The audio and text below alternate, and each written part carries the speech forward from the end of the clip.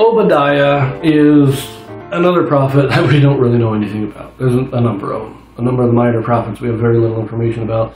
And in this case, again, he's one of like 2 or 3 that we don't even know who his father was or where he's from.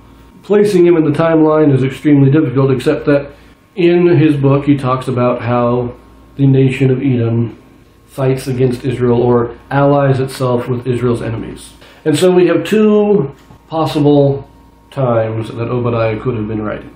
One is supported by Jewish tradition, and the other is modern consensus.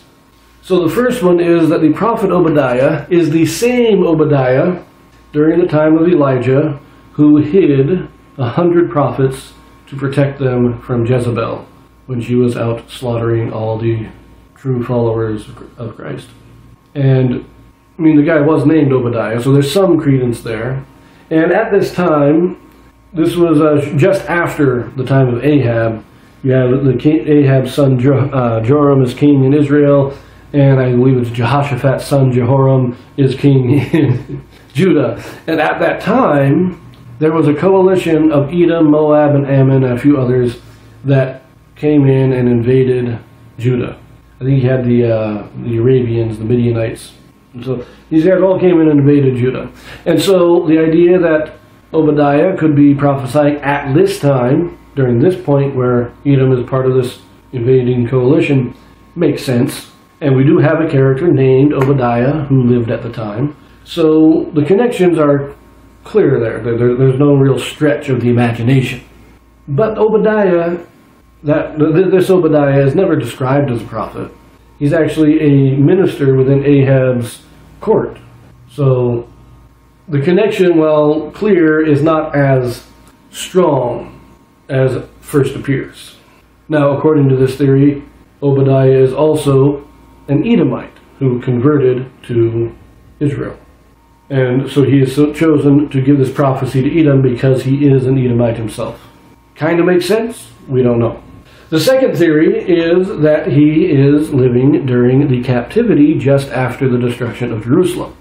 And this is the most commonly accepted theory in the modern day, which is why I place him here just after Jerusalem is destroyed. Now, we've already had Isaiah, Jeremiah, and Ezekiel all prophesying the destruction of Edom. And they're prophesying the destruction of Edom. All of them are prophesying the destruction of Edom for the way Edom has treated Israel. So the idea that Obadiah would have a similar prophecy at about the same time, not a big stretch there. So both of these theories have their points that are very logical, but there is nothing, even in ancient tradition, that helps us clear up the confusion. Because even I said it's Jewish tradition that he lived during the time of Elijah, but that's tradition that came about like 400 years later. It's not that we have records of this, it's just that the rabbis living hundreds of years later decided that because the one guy was named Obadiah, that it must be the same Obadiah. However, there are several other men with the name Obadiah throughout the Old Testament. I think I was looking at, I think there's 13 of them. And at least one of them lived during the captivity. He's among those who returned to Jerusalem with Ezra.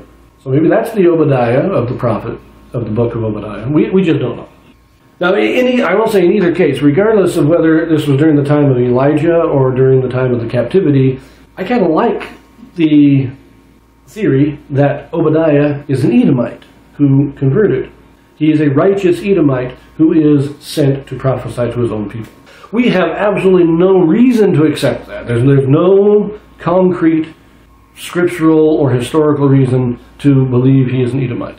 It is just an idea that was put forward by the rabbis, and nothing to support it, but I like the idea.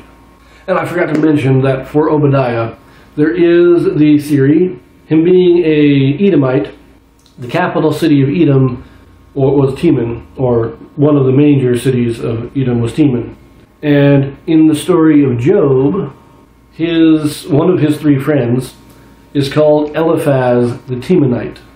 And so there's the Jewish or rabbinical tradition that Obadiah is a descendant of this Eliphaz the Temanite from the story of Job. Now, it is also true that Esau's eldest son was Eliphaz. So maybe he was just a descendant of Esau's son. Because remember, Job most likely lived during the time of Abraham. He may have lived during the time of Jacob, but it is unlikely that Eliphaz, the son of Esau, is the same as Eliphaz the Temanite in the story of Job. So maybe he's descended from Eliphaz the Temanite, but he may also be a descendant of Eliphaz the son of Esau. But that's all we can really say about it. These two conflicting theories, we don't know which one's real, but since the one is the more commonly accepted in the modern day, I will place him here in the timeline. One last note to make. Obadiah, his writing, his book, is the shortest book in the Old Testament. It is the only book in the Old Testament that is only one chapter long. And whether you go by chapters, by verses, or by word count, it is shorter than any other book in the Old Testament. It's not the shortest in all Scripture, but it is the shortest in the Old Testament. And there is some parallel between what he says and what Jeremiah prophesies in chapter 49 of Jeremiah. So keep that in mind as we read Obadiah's words.